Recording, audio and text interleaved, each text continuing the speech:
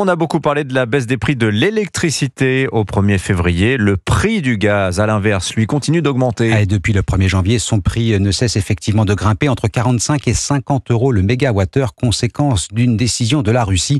Moscou a en effet fermé le robinet du gazoduc qui alimentait l'Ukraine. Brio Bochet. Depuis le 1er janvier, la Russie ne fait plus transiter de gaz vers l'Europe via les gazoducs ukrainiens.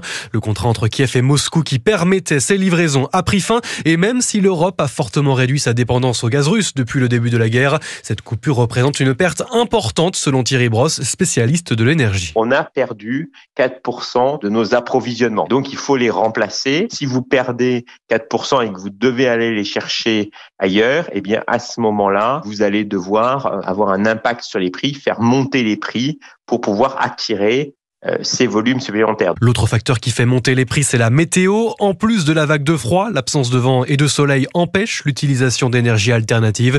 Résultat, les stocks européens de gaz sont à un niveau historiquement bas pour un mois de janvier. L'augmentation du prix du gaz, elle, se répercute progressivement sur la facture, plus 4% en l'espace d'un mois pour les consommateurs français. Brio Bochet du service économie d'Europe.